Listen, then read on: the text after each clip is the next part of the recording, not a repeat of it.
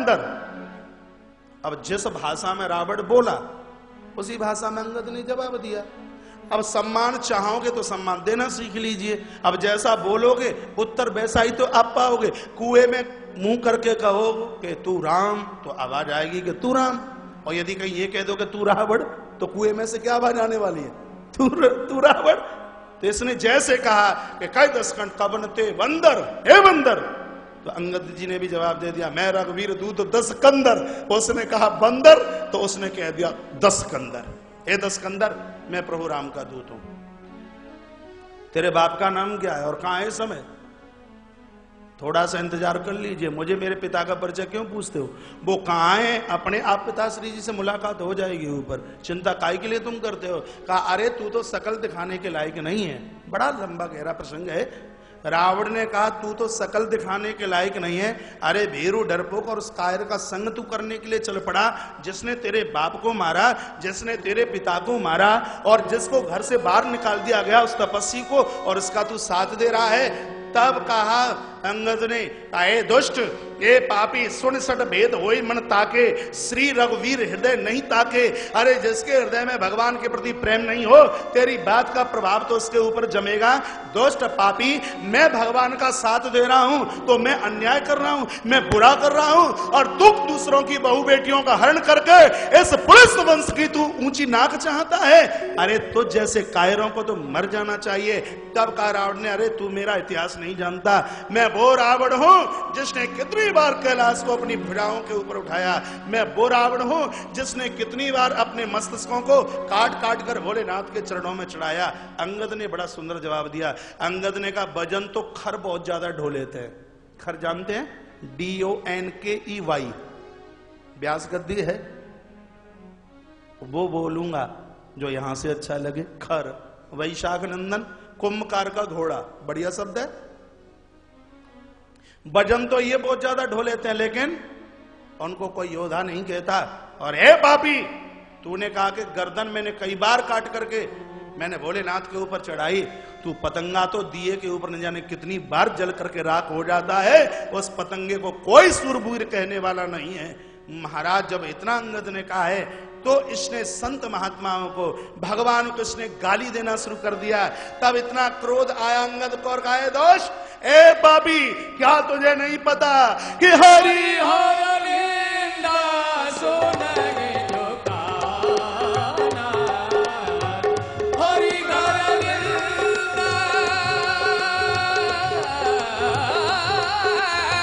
हरि घर निंदा सुनगे जो काना, कोई पाप गरुनाथ न माना, कोई पाप गरुनाथ न माना, कोई पाप गरुनाथ न माना। संत महापुरुषों की निंदा, भगवान की निंदा, धर्म की निंदा करने वाला एक गौ हत्या का पाप नित्य कमाता है। 14 प्रकार के हम मृदों का वर्णन किया है। डोलत धर्म सभासद खसे, चले भाज भई मारुत ग्रसे। कुछ तो अंगद के भय से स्थान छोड़ छोड़ करके चले गए हैं। और तब रावण ने कहा, जब अंगद ने ये कहा कि यदि तेरे अंदर ताकत थी तो तू धनुष को तोड़कर स्वयंवर में से जानकी को लेकर के आता। कहा मेरे पास में तो इतनी ताकत मैंने चाहा नहीं। तब अंगद ने कहा तो तेरे लिए स्वयंवर की रचना मैं करे देता हूं, और अपना पाम सामने दरबार में जाकर के गाड़ दिया और कहा, हो तुम में कोई माई का लाल जिसने पिया है मां का दूध, तो मेरे इस चरण को उखाड़ करके बता दे, और मैं ये वायदा करता हूं यदि ऐसा हो गया तो मैं प्रभु राम को कहकर माता जानकी को छोड़ करके हम यहां से वापस चले जाएंगे। महाराज कहूं राम सीता हमारी। धरती थर थर कांप गई। अंगद ये तुमने क्या किया? अंगद के पाम को धरती माने जकड़ लिया, पकड़ लिया, और तब आदेश दिया है महाराज बड़े बड़े महावटों को, बड़े बड़े महावटों को, ये सब चल करके आए हैं। लंका भयो कोलाहल भारी, बड़ा हल्ला गुल्ला हुआ, लेकिन कोई भी चरण को टस से मश करने में सक्षम नहीं हुआ। यहां तक कि मेघनाद को आदेश दिया गया, मेघनाद चल करके आया। मेघनाद भी बड़ी जोर से, मेघनाद बड़ा योद्धा था महाराज। कोट विघ्नति संत कर्म जिमनी त्याग। संतों का कहना कि अंगद इस महापुरुष की चरणता में इतनी बड़ी ताकत, ये कोई टस से मश नहीं कर पाए। जब ये स्थिति हुई है तब रावण खुद चल करके आया। सो एक ऐसा प्रहार पहले तो अंगद ने किया, सो 4 मुकुट तो जाकर के गिरे भगवान के चरणों में। साम दाम दंड और भेद, ये नीति के 4 स्वरूप है, 4 स्तंभ में, 4 खम्भे, साम दाम दंड और भेद। ये चारों रावण को छोड़कर प्रभु के पास चले गए। 6 नीचे गिरे हैं, सो 10 मत्स्य के ऊपर इसने लपक करके 6 महाराज उठा करके लगा लिए। कैसा लग रहा होगा उस समय? बिल्कुल जोकर जैसा, रामलीला का जोकर उठा करके उसने लगा लिया है। और जो ही अंगद के चरण को उखाड़ने के लिए जब चलाए, नीचे के लिए झुका, तो अंगद ने अपना पांव उठा लिया और कहा, पापी, मेरे चरणों में गिरने से कुछ भी नहीं होगा। यदि भगवान के चरणों में तू जाकर के गिर जाए तो जन्म जन्म तक तू लंका का राज्य करेगा। भगवान तुझे आशीर्वाद दे करके चले जाएंगे। अंगद प्रभु के पास चल करके आए हैं। भगवान ने पूछा, रे अंगद क्या हुआ? कहा, भगवान वो बात बिल्कुल मानने वाला नहीं है, बस युद्ध की तैयारी कीजिए। युद्ध की विधिवत तैयारियां की गई हैं महाराज। इस महायुद्ध में लंका के 4 परकोटे थे, तो 4 महासैनिक सेना नायक बनाए गए हैं। और लखनलाल आज प्रथम दिन युद्ध करने के लिए हनुमंत लाल जी को महाराज इनकी सुरक्षा में भेजा गया है। जामवंत, विकटास, नल और नील, ये बड़े बड़े महाभट्ट थे। ये सब महाराज युद्ध की तैयारी में चले और युद्ध का प्रथम दिवस था। अपने पिता रावण के चरणों में मस्तिष्क रखता हुआ ये चला है मेघनाद युद्ध करने के लिए। सुबह से संध्या होने वाली थी, रावण बैठा बैठा रो रहा है। नारद अपनी बीड़ा बजाते हुए आए, कहा क्या हुआ है? अरे मुझे तपस्वी का भय नहीं है, लेकिन उसके साथ एक ऐसा कोई बंदर है जो मेरी लंका जला करके राख कर गया, और वो ही उस छोटे तपस्वी की सहायता में है। लगता है कि मेरे पुत्र घननाद को ना मार दे। नारद ने कहा, उसकी बंदर की तो एक बहुत बड़ी कमी मेरे पास है। क्या है? वो राम कथा सुनने का बड़ा आदी है। तो हम गायन कीजिए, और वो स्थान छोड़ करके ही वहां से चल पड़ेगा। इधर राम कथा का गायन शुरू हुआ, और उधर से हनुमान जी ने सोचा मीठी मीठी कथा कहां से आती है। हनुमान जी थोड़े से वहां से चले हैं। इधर वीर घातनी सख्त से छाणी, संध्या का सूर्य अस्त होने से पूर्व मेघनाद ने एक वीर घातनी शक्ति का आघात किया, जो लखनलाल की छाती में आकर के लगी, और धड़ाम से श्री लखन। ताली क्यों बजा रहे हो? आपको अच्छा लग रहा है लखन की छाती में ताली लगी, शक्ति लगी है? तो ताली की भी जगह है, वो तो मैं इशारा कर ही देता हूं जब करतल ध्वनि की, हाँ, जब आवश्यकता हो। सब बंदर भालू चले गए, राम जी के पास में पहुंचे। संध्या का सूरज हो चुका था, सब पास में है, लेकिन हनुमान और श्री लखन दोनों नजर आए नहीं। राम जी ने श्री जामवंत जी को पूछा, लखन हनुमान कहाँ हैं? का आते ही होंगे। इधर हनुमान जी ने विचार किया, आज का प्रथम दिन का युद्ध देखें तो सही, हमारे कितने और दुश्मन के कितने गए हैं। तो उस युद्ध के ठीक बीचों बीच श्री लखनलाल अधोमृत स्थिति में पड़े हुए थे। हनुमंत लाल जी की आंखें भर आई। अपशकुन हो गया युद्ध का प्रथम दिवस, और श्री लखनलाल के प्राण संकट में उठा लिया। मेघनाद ने उठाया, लखनलाल उठे नहीं, क्योंकि धरती माता ने जकड़ रखा था। हनुमंत लाल जी ने उठाया है, लेकर के आए हैं, प्रभु के सामने जाकर के पहुंचे। आंखें हनुमान की भरी हुई थी। राम जी ने कहा, क्या बात है? क्या हुआ रे हनुमान, क्या हुआ? कहा, प्रभु बस पूछिए मत, बहुत बुरा हुआ। क्या हुआ? कि भैया लखन की छाती में शक्ति का आघात हुआ। बस सुनते ही प्रभु रुदन करने लगे। भगवान इतना रोए, बंदर भालू भगवान की आंख के आंसू पहुंचने लगे। श्री जामवंत जी ने कहा, भगवान रुदन करने से तो काम चलेगा नहीं। मैं बहुत छोटा था तब मैंने ये सुना था कि लंका में ऐसा कोई एक वैद्य सुखेन है जो मृत व्यक्ति को जीवित करता है। यदि कहीं से व्यवस्था बन जाए और सुखेन वेद को लाया जाए तो लखनलाल के प्राण हैं वो चेतन स्थिति में आ सकते हैं। अब आधी रात्रि को लंका में जाए कौन? लंका में जाना तो मृत्यु को बुलावा देना था। जामवंत जी को कहा जा सकते हो, हिम्मत की बात नहीं। अंगद को कहा, नल नील को कहा, सबने मना कर दिया। आपको पता है जो काम कोई ना करे उसके लिए बजरंगी हनुमान सक्षम। राम जी की दृष्टि हनुमान के ऊपर पड़ी। कहा बेटा हनुमान, क्या ये कार्य तुम नहीं कर सकते? हनुमान जी ने कहा सरकार क्यों नहीं। बजरंगी चले, प्रभु का नाम लेकर लंका में प्रवेश किया। वेदराज सुखेन के घर में प्रवेश कर गए। सब रजाई कंबल ओढ़े ओढ़े सो रहे थे। हनुमान जी ने सोचा पता ही नहीं वेद कौन से हैं, वेदनी कौन सी, डॉक्टर साहब कौन से, डॉक्टरनी कौन सी है। अब कंबल रजाई उठा उठा के देखूंगा, कहीं डॉक्टर की जगह डॉक्टरनी को जगा दिया तो हल्ला हो जाएगा, पकड़ो चोर चोर चोर चोर चोर। क्या करें?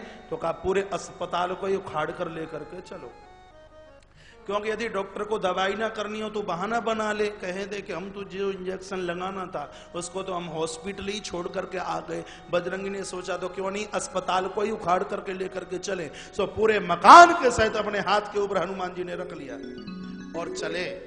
रास्ते में खिड़कियां खुली, आंखें मीड़ता हुआ जागा वैद सुखेन का, ये हम कहाँ जा रहे हैं? हनुमान ने कहा चिंता ना करो, जहां जाने की आवश्यकता है वहीं जा रहे हो। सो ले जा करके उतार दिया। वैदराज सुखेन जा करके बाहर आए हैं। प्रभु राम रो पड़े। कहा भैया वैदराज, ये पूरा रघुवंश जन्म जन्म तक तुम्हारा ऋणी होगा, तुम्हारा कर्जदार होगा। कैसे भी मेरे अनुज लखन के प्राणों को कैसे भी बचा लीजिए। वैद सुखेन ने विचार किया मालिक का खाया है, यदि मैंने ऐसा कर दिया तो नमक हरामी हो जाएगी। ऐसा कुछ करूं कि मालिक का काम भी बन जाए और इनसे मना भी ना कर पाऊं।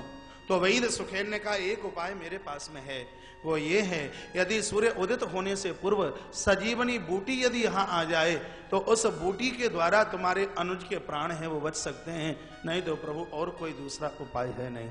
सजीवनी बूटी को लाना ये कोई बिल्कुल संभव ही नहीं था। श्री जामवंत जी को राम जी ने पूछा कि हे जामवंत जी, आपको सजीवनी बूटी लाने में कितना समय लगेगा? जामवंत जी ने कहा क्या करूं, बूढ़ा हो गया, कम से कम 7 महीने तो मुझे चाहिए। विकटास बहुत महाबली हैं।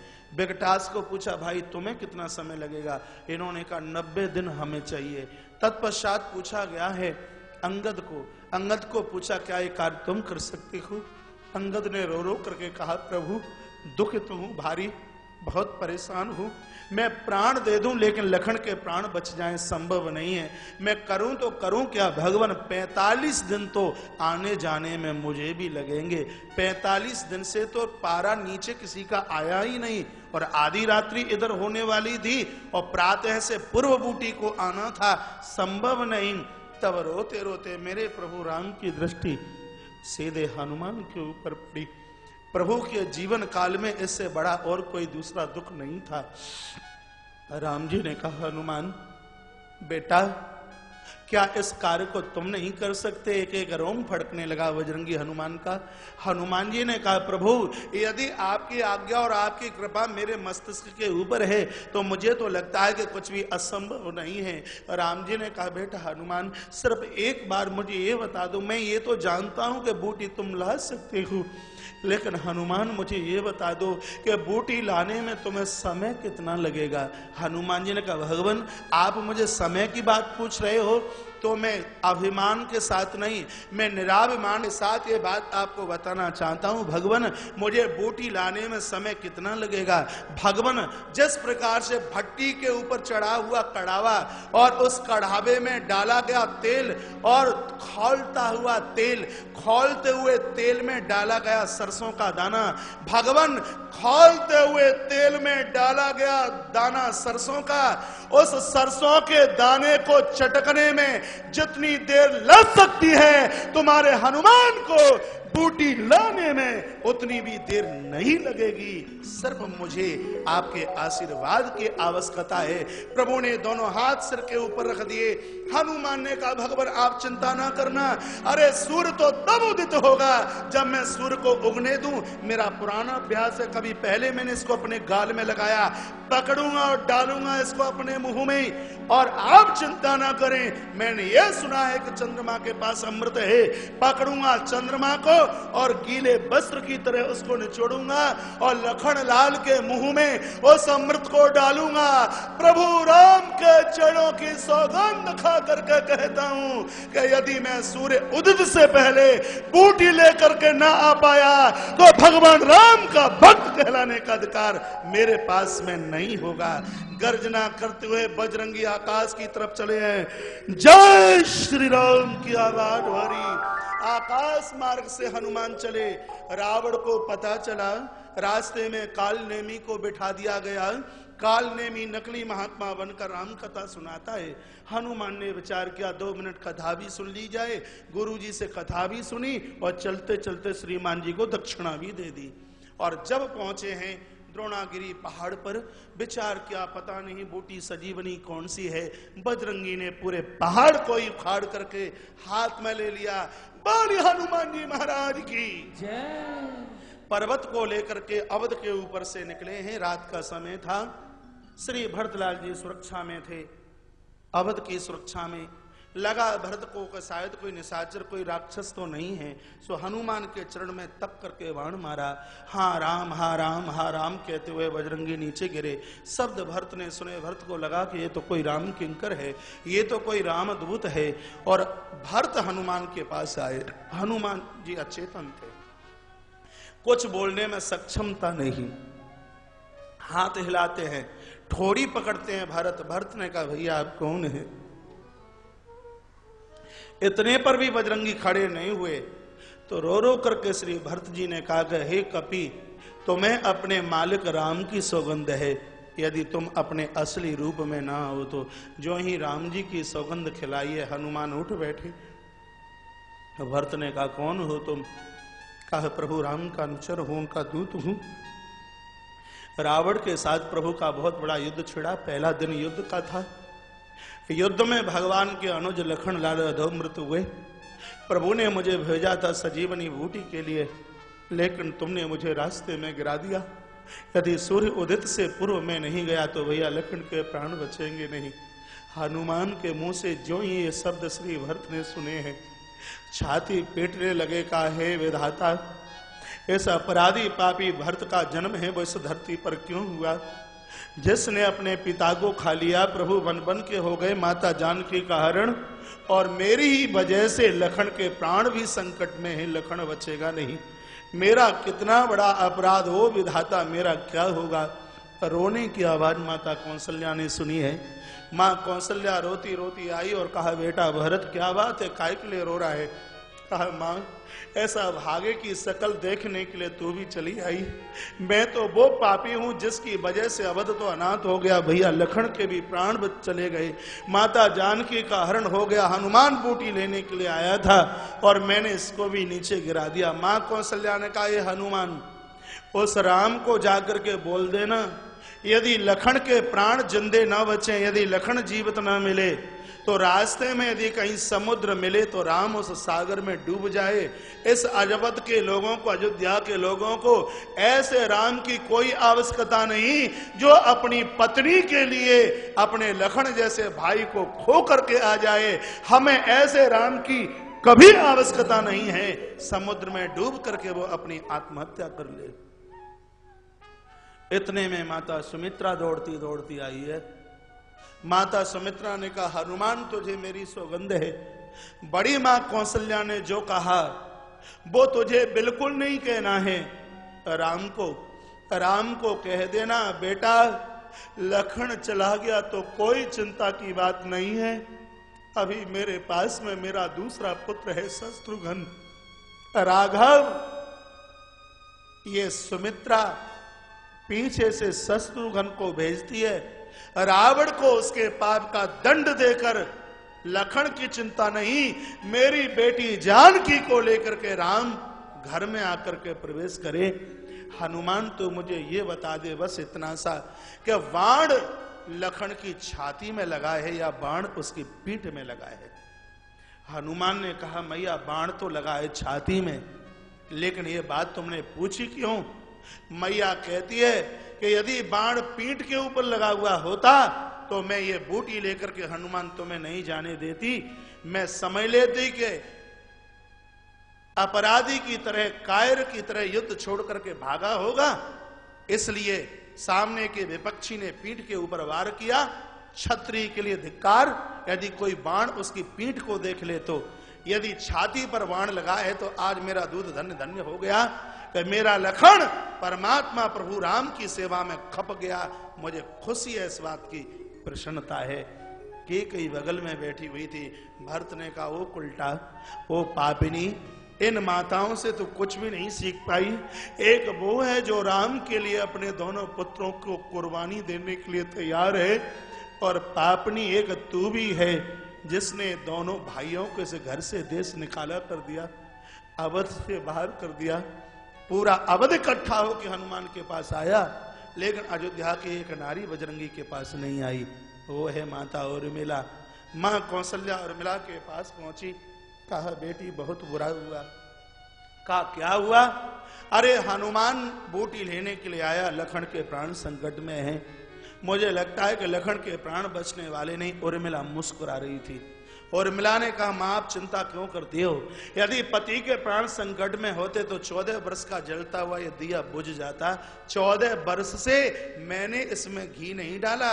माताएं सुन लीजिए, ये मात शक्ति का पातिव्रत धर्म। उर्मिला के दीपक में 14 साल तक घी नहीं डाला गया, उसमें तेल नहीं डाला। दाहिने हाथ की हथेली के ऊपर 14 वर्ष तक दिया जलता रहा। माता उर्मिला ने कहा, मां पति के प्राण संकट में होते तो ये 14 वर्ष पुरानी माता ये माला कोमल आ जाती। ये मुझे हरी भरी नजर आ रही है। और मां आप चिंता क्यों करती हो? मुझे तो ये लग रहा है कि 14 वर्ष की सेवा में मेरे पति थक गए होंगे, शायद भगवान की गोद में अपना मस्तिष्क रखकर अपनी नींद को पूरा कर रहे होंगे। मां एक बार आप ही तो बताइए कि जिस उर्मिला के सुहाग का मस्तिष्क साक्षात परमात्मा की गोद में रखा हो, तो उर्मिला के सुहाग को छीनने की ताली बजाइए ना जोर से। क्या चिंता की बात है? ये किसकी